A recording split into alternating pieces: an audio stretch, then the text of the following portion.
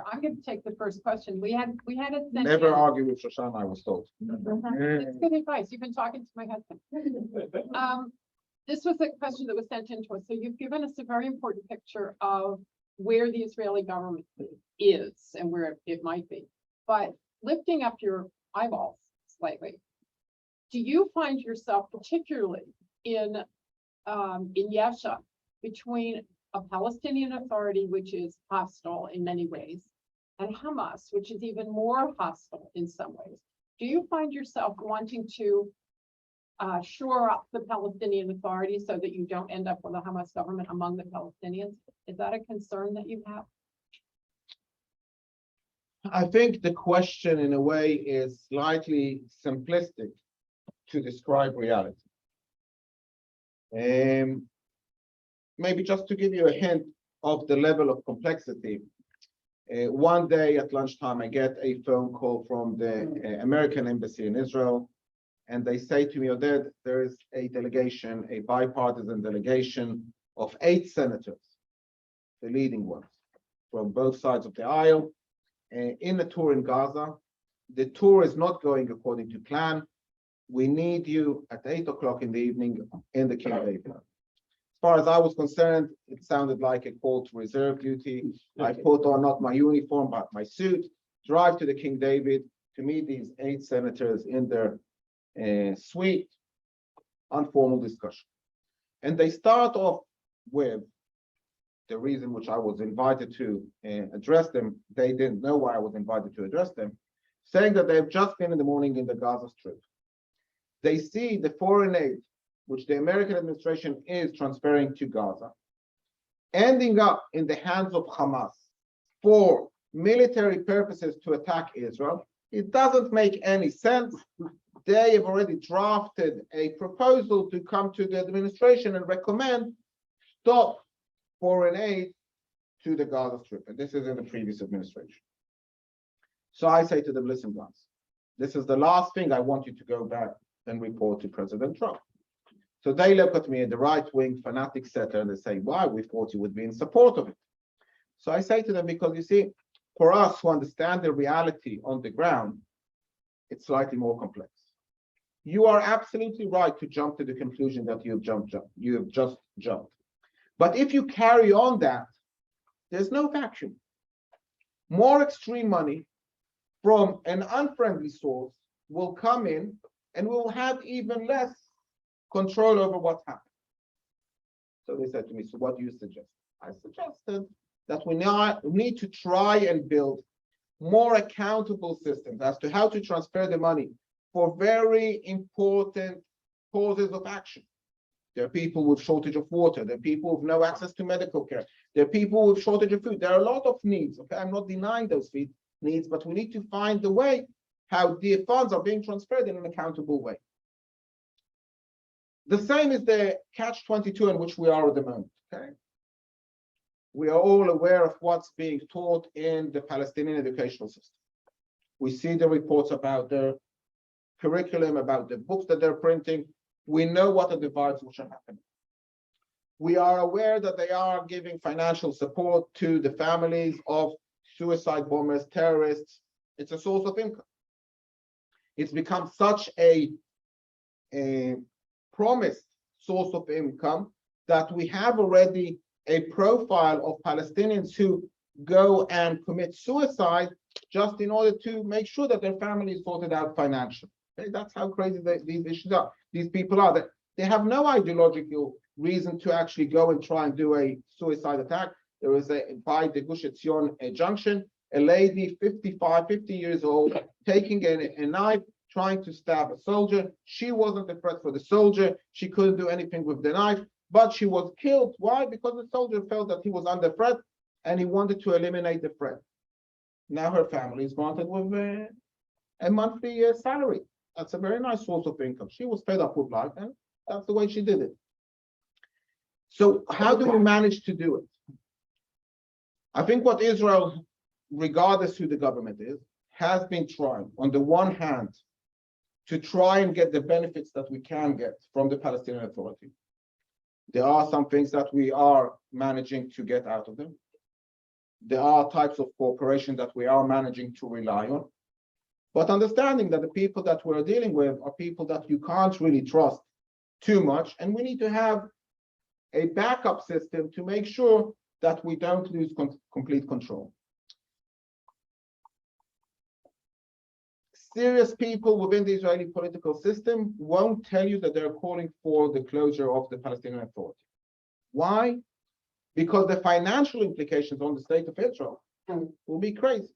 We'll have to start paying social security to all these, how many Palestinians who live there, because nobody can really count them, so we don't know. But it's definitely going to be an expense that's going to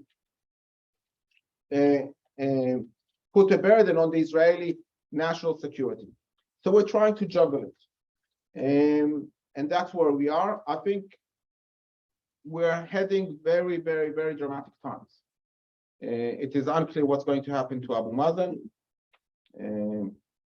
Can't say that I wish him until 120, but the time until 120 is not that far. So, you know, time does run out for all of us. What will happen after he dies? It's a big question mark.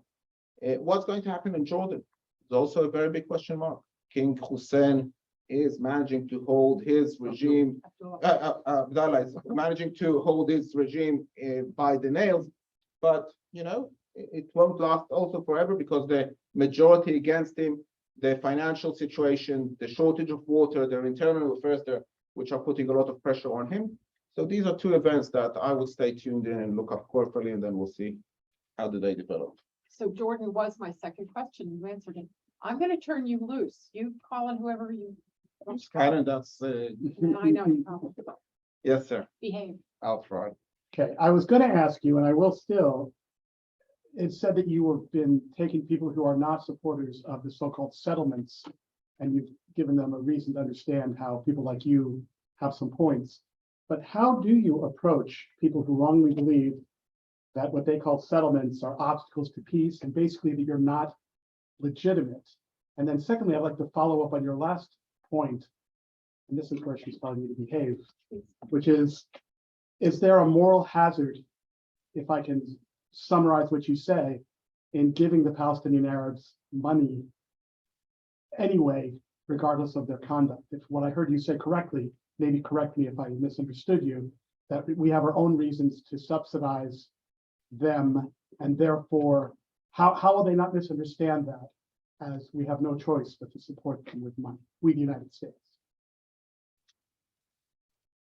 So two questions, slightly unrelated, and I'll try and answer both of them. In a nutshell, when I get a delegation, which is not a COA delegation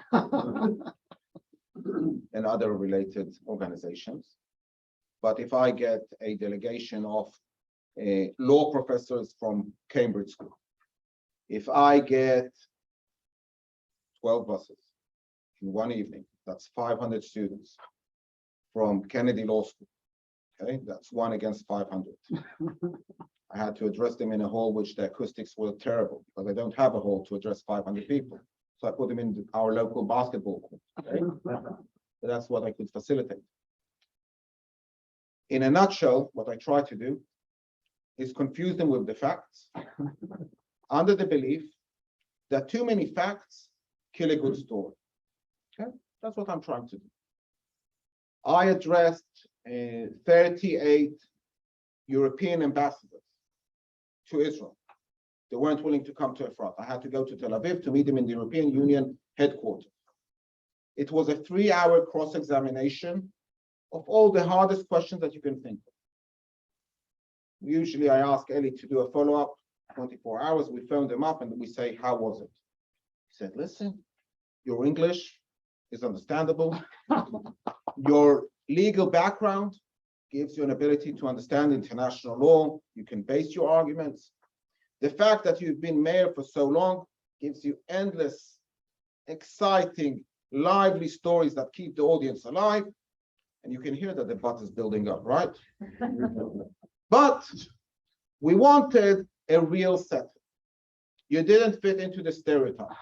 As far as we were concerned, we did a tick, right? We managed to confuse them with the facts, because the stereotype is unrelated to facts. The stereotype that people come, oh, settlements, it must be a few tents. All of a sudden they see houses, they see schools, they see supermarkets, they see factories. Oh, we didn't realize. Okay?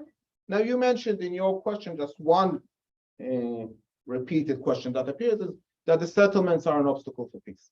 That's a peasy one. It's an easy peasy one. Why? Because there's Jewish presence in Judea and Samaria since 1967. The majority of them don't even know that, right? Prior to 1967, there was no peace. There was no Jewish presence. So why are you blaming me for the fact that there was no peace? You want to go even further back? Prior to 1948, there was no Jewish state and there was also no peace. So if you want to be really accurate, the conflict is the most permanent resident in the region, and it doesn't matter if there's a one state or two state or no state. Those are not the reasons why there's no peace. And Prime Minister Netanyahu had a very concise sentence in that respect. He said, if they would only recognize the right of the Jewish people to have a Jewish state, we could have already reached a solution on the borders. Whether we like that solution or don't like it, whether we're supportive of it or not supportive of it, that's already a completely different matter. Okay, I'm talking about the mainstream. I'm talking about the majority of the people of Israel. If you would have been guaranteed true peace, that means that your kids don't have to go to the army, that we don't have to invest all those funds in our military security devices, the vast majority of the people of Israel would have voted for it. But that's not on the cards at the moment. So that's how we tackle, for example, just that question. Regarding money to the Palestinian Authority, to the corrupt regimes, we have a problem. And look me up, I've had different incidents of inviting Arabs to my house. They ended up on different issues. Sometimes they got arrested by the Palestinian Authority under the accusation of negotiating peace with the Zionist enemy. But one year, there was a really weird event that happened. I've got army officers in my house, I've got police officers in my house, I've got residents of Efrat. Everybody is waiting for the delegation of the Arab representatives. He phones me up and he says, we are not coming. So what? You're not coming. I've got 120 people in my house waiting for you. There was way more food than what was here, okay? We were prepared for the crowds. What do you mean you're not coming? Everybody came just in order of you. We're not coming. I said, why are you not coming? Because a police officer stopped me. Now I've got the commissioner of the police of the whole Judea and Samaria, a rank equivalent to a general next to me. I said to him, listen, can you find out what's the story? He says, ask him, what's the story? What's the story? I've been stopped by a police car, doing a traffic violation, overtaking on a white line. So I said to him, so what do you want from me? He says, I know that there are very senior officers in your house now. Just have a word with them and make sure that the ticket is canceled because I'm not paying 1,000 shekels. So I addressed the police officer. I said to him, what shall we do with him? He says to me, what do you mean, what shall we do with him? We have no ability. There isn't a single police officer who has got the authority to cancel a traffic ticket. You have to go with that to court if you want to argue your case. So I said, okay, but look, everybody's waiting. What are we doing with these Arab stubborn delegations? So I said, tell them to come and we'll discuss it here. We told them, come, we'll discuss it here. We didn't discuss it. The following day, I tell the story to my father. My father says to me, you're to blame. He said to me, I'm to blame? What have I done wrong now? He says, because you're giving them mixed messages. You are showing them that your house, you've got connections to generals, to high officers in the police. You are a big shot. You go to the States, you're taking pictures with all sorts of different important people. In their set of mind, you're the type of person that can take a ticket of 1,000 shekel and just rip it up. That's their mentality. What's the problem with your question? The problem with your question is that we, all of us, Westerners, believing in freedom of speech, believing in democracy, believing in all those things which are important, fail to understand there are a group of people that don't think like us. They think differently. Okay? The Palestinian Authority hasn't had elections to vote their elected officials for over 15 years. It was a term of 4 years. It's going on up until now. Nobody knows where it's going to end. You with your political system, us with our political system. There isn't a person who says, I want to extend my term because weather will be better next week, so let's postpone the elections by a day, by a week, right? We can shorten our term. We can't extend it. You don't find any Palestinians going out demonstrating against it. Now tell me that they don't have freedom of speech. You might be right. But when their payments from Social Security were cut down by the Palestinian Authority, oh God, they were all out in the streets. They were rioting. When they want to throw a protest, they know how to do it. The question is, what are the issues which are important for them? So freedom of speech apparently is not that important for them. Corruption is a mechanism how they govern themselves. Now, do I like it? No. Do I understand that I need to try and play in the games of the neighborhood that I'm at, and I'm not all the time in the capacity of an educator? That's the way I look at it. I wouldn't like those methods imposed on the state of Israel, on the United States. But if that is what's working there, we need to try and find mechanisms to make the money transfer more accountable. But we need to understand it's a different system. You have a question? Yes. Could you give us some insight into why this Arab PM decided to resign from the Bennett coalition? I mean, clearly she was unhappy with the killing of the Palestinian journalists, but surely she must have seen that by her resigning, it would destroy the government and would throw everything into the hands of the right wing, which doesn't get along with the Arabs and would have created an even worse situation. So it would have been in her interest just to stay in the coalition that she's not entirely happy with, but is better than the alternative. We're all human beings, Yeah. for better and for worse. We all think differently, Yeah. and we all see reality in a different perspective. You've now given your analysis to the situation. Okay. Now let's try and get into her mind, which is something that I don't believe any high-tech company has already managed to do, but let's try and invent it, okay? She comes from a party that ran on a platform. They're not cooperative with the Zionist government. They've got ideals. They want certain things not to happen. They might even not want for the existence of the state of Israel. Some of them, okay? Some of them are extremely extreme. Right.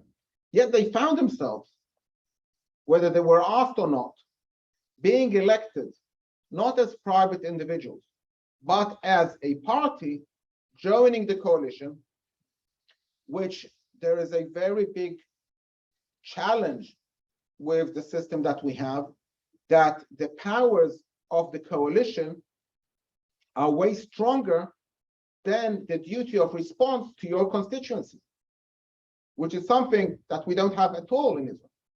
I once met a delegation of senators, and they asked me, when am I moving to national politics? So I said, it doesn't look attractive. The proximity between the decision-making and accomplishing, the independence that I have, the ability to see what are the needs and to respond, that's something you have in local government, you don't have in national politics. Put on top of that, that in the Israeli national politics, you go into the Knesset on Sunday or Monday, you get a list of votes, how you're supposed to vote. So you justify to yourself, well, I wasn't elected personally, I'm part of a party, I'm part of a coalition, I have to react according to what the guidelines are. I will have my input in the committees. Then you find out that the second page is guidelines how to vote in the committees the following day. So you're left with very little own independence. Now, I ran for office to bring myself into the office. All of a sudden, I see that the party is deciding for myself. The American senators, they couldn't understand the concept. They said, we've been in office twice. We don't remember if the party imposed on us once or twice how to vote. Why? Because for the party, it's obvious. It's important to maintain the strength of that specific individual in his constituency because we need him on the numbers in the House. We don't want him not to represent his constituency. We don't have that. So I don't know where she stands. I don't know if she was for or against joining the coalition. What I do know that within their society, there is a lot of pressure against them. How dare you cooperating with Zionists? That pressure is digging, and at the end of the day, it's a human being. And at one stage, he says, you know what? I have to get along with my neighbors. I have to get along with my friends. My kids need to go to school and feel comfortable that they're going to a school, that not everybody is teasing them. Look what your mother is doing, how they should betray us. So she made a decision. That's where we are. If the coalition was more coherent, there was more a structure as they where they want to lead and what they believe in, it would have been easier. But when the coalition was under the title Just Not Netanyahu, it lasted for a few months. Yeah. By the way, now that bonding of Just Not Netanyahu is changing because they understand that it ran out. So now the bonding which is keeping them all in power is just not elections, because if there are elections, we're going to lose our seats. So I think that's what went for it. So the Times of Israel was reporting this week that President Biden is supposed to be in Israel in the middle of July. I think 14th of July, today I recommend all of you not being in Jerusalem. Right. 5 different events, I don't know why I chose that date. U.S. hasn't confirmed that yet, but if Biden really does go at that time, and if Bennett's government collapses before then, and there's a caretaker government in place, what is the thinking in Israel about how appropriate it would be for Biden to go at that time? I think the answer is obvious. The whole announcement of Biden coming is interpreted in Israel as if he's trying to resuscitate the government, thinking that if he will have a picture with Bennett, it will do good to either one of them. I don't believe either one of them will benefit from it. I think ignore the issues of traffic that are going to happen during that day in Jerusalem, because we have the Maccabian games opening, we've got a big basketball game, we've got a big concert happening, and now we've got a big president who comes in and is going to drive all traffic crazy. I can't even imagine what are they going to discuss in the room. Okay, so they might discuss Iran. Okay, that's an important issue. I don't know if Bennett will have the power to do anything against Iran, to make any decision. So the way at the moment it's reported as if it's something that's happening to try and help Bennett. Other than that, they're working conditions between the Israeli government and the American administration on security issues. Missions are coming all the time back and forth, discussing issues. We hear the headlines of what's happening in Iran, Israel, apparently, again, unprecedented. Both Bennett and Lapid made almost public announcement that what's happening in Iran at the moment is the doing of Israel. Okay? We never took responsibility so broadly about things which were happening there. So obviously, nobody is sitting and not doing anything, but I can't really give you an explanation either than what's happening. Mr. Barak, Mr. Mayor, all the way from Philadelphia, thank you for coming. Philadelphia, thank you for joining us here today, traveling from Israel. My question relates to the Israeli-Arab Street and the recent uprisings that we've seen in some of the cities in the Israeli-Arab Street, in the mixed communities in the mixed cities. I'm wondering if you could address that topic and maybe comment on what, if anything, can be done. Well, thank you for that question, because I really forgot to mention it when this gentleman from the Daniel, right? Yes. Dan from the ZOA asked. When in Bnei Sachnin, it's a village, Sachnin, we have a soccer team called Bnei Sachnin. When they go out to support their soccer team for years, they take with them the Palestinian flag and not the Israeli flag. I use that point in all my talks to say, look, it's not an issue of the Green Line. I'm very often on a debate with Peace Now. They argue it's all about giving them voting rights. I said, look, it's not about voting rights. They have voting rights. They have representatives in the Knesset. Now they have representatives in the government. Yet when they go and support their soccer team, they go and support it with their Palestinian flag, which means that their nationality is more Palestinian than Israeli. Now, I can't do anything against it because we believe in freedom of speech. But it is an indication as to where these people are. What do they believe in? And this is across the country, regardless of the disputed territories and the undisputed territories. Now, why all of a sudden there were riots? There's no rational reason to explain it. Because when President Trump came to visit Israel and he met with the president of the Palestinian Authority, the rumor was, and I heard it from two people who were in the room, they met in Bethlehem. Now, Bethlehem and Efrat are very close. I didn't hear the shouting, but that was what was reported that happened in the room. Mahmoud Abbas was complaining that Israel's security forces are acting in Area A, and that's against the Oslo Accord. So President Trump says to him, sorry, I didn't hear what's the complaint? He said Israel's security forces are acting in Area A against the agreement. So I said to him, and what's the outcome? So he says they're catching the bad guys. So he said, so I would expect you to offer some sort of payment for these security services that you're receiving by the Israeli government free of charge.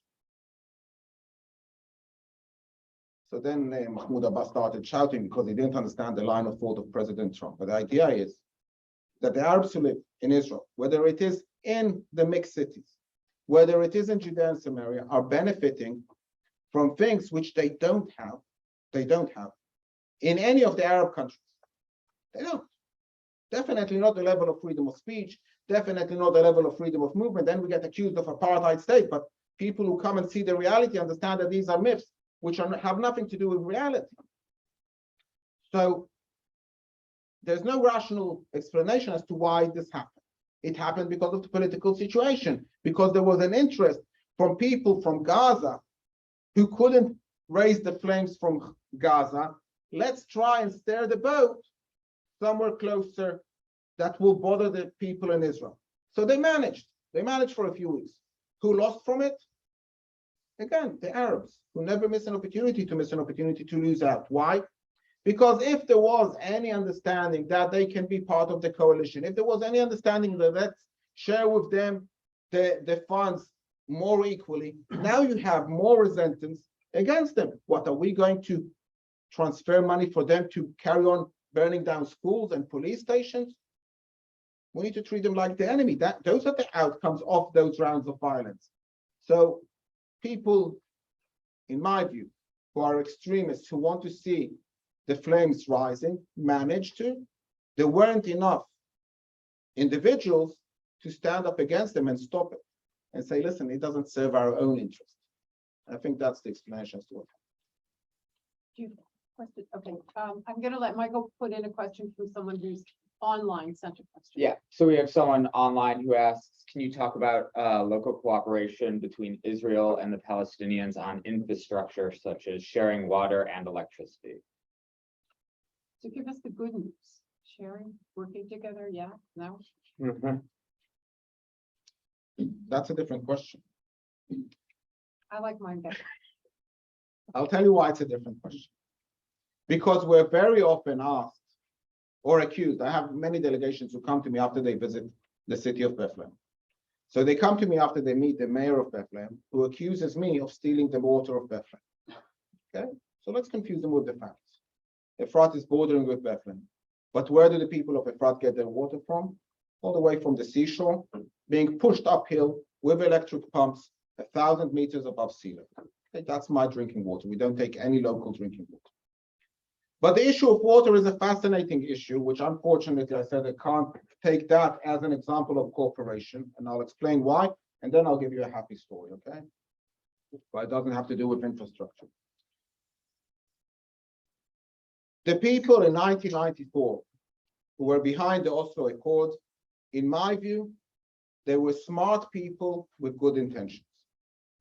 And they said to themselves, we've had so many times, so many rounds of discussion that have led nowhere. Let's try and take a different approach. So the first thing they said to themselves was the following. In Israel, you can't have a civilized discussion because the temperatures get very hot quickly. People get hot-headed. Let's fly away somewhere where it's cooler. People are more civilized. And they flew all the way to Oslo. And they sit around a round table in Oslo and they ask themselves the following question. What is the most basic element of life? That if we can reach agreement on the most basic element of life, that can serve as the foundations of the peace tower. So just this lady like here couldn't resist staying another few minutes without water. We all need water, right? But in 1994, the reality in Israel was that there was a shortage of water. Those of you remember, we weren't allowed to wash cars, we weren't allowed to water gardens. The major discussion in Israel was importing water from Turkey, which was a completely different state back then, in under ocean water pipes or in big water tanks. That was a discussion. Yet the delegation flying over to Oslo started counting how many people will live here, how many people will live here, how many water there is in the underground reservoir, and the Israeli delegation is willing to promise to top up whatever is missing in order to set the foundations of the water peace tower. The European community, which was a completely different European community back then, definitely financially, overlooked the agreement and they say, just a minute, before you sign the dotted line, we have heard that in Israel, you have developed technology that you can take sewage water and purify it to a level of drinking water. We've also heard that you know how to take seawater and turn it into drinking water. So we, the European community, are willing to fund building these purifying centers to purify the sewage water for the Arabs. We are now 26 years later, 28 years later. Okay. If you would have come today to Efrat, like some of those delegations come, you would have seen kids sliding down water parks, no shortage of water, all the grass is green, no restrictions of water. We have literally managed to interfere with an act of God. Today, we know how to create water. There's no shortage of water in Israel. There's no discussion about shortage of water. Have you heard of global warming? Yeah? No? We haven't. Not because we follow President Trump, but because we managed to take these purified sewage waters and ship them into the desert, and Israel is the only country in the world that the desert is growing smaller. Okay, people who come to the settlements, they hear this, they don't understand where they've landed. The only country in the world that the desert is growing smaller. But the delegation just came from Bethlehem, and in Bethlehem, the mayor is crying that there's a shortage of water. Why? Because the funds were transferred. European community stuck to their end of the deal. But the money never reached its destination. It ended up in private Swiss bank accounts of the leaders of the Palestinian Authority. So the sewage water is sinking into the underground reservoir, contaminating the water, and then you have a shortage of water. So there's no cooperation on water. When I come to my neighbors, those who I get along with, Arab ones, I say to them, listen, it's a crisis. You are crying that you have a shortage of water. Let's take your sewage now, shift it to my purifying center, so at least it won't carry on contaminating your underground reservoir. You know what they say to me? Yeah.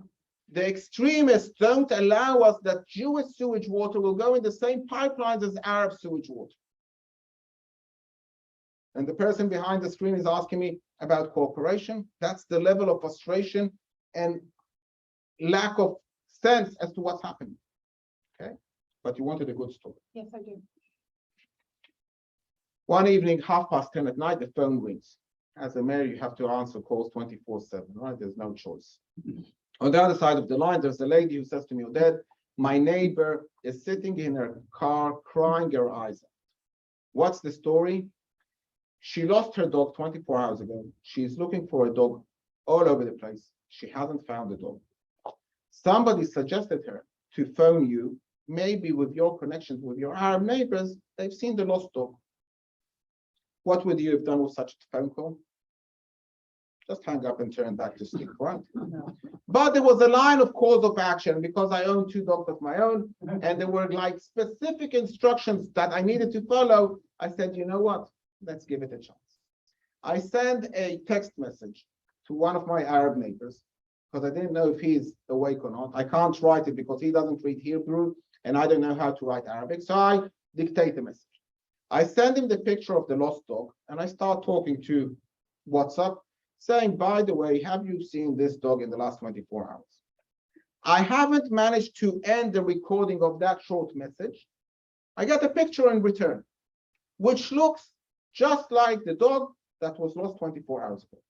So by this time, I know that my neighbor is awake. So I phone him up. I said, hey, listen, how come you have this picture of this dog? It looks just like the dog that was lost.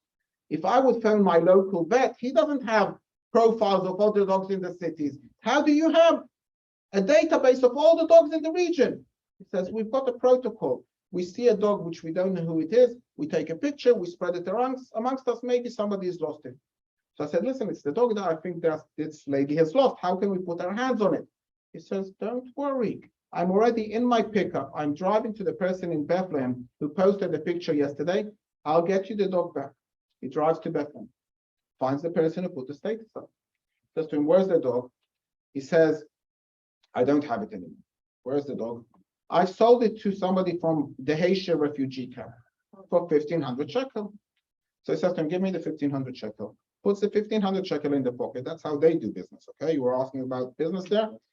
Drives to the YESHA, finds the person who has bought the dog, and he says to him, here are your 1,500 shekel, give me the dog back.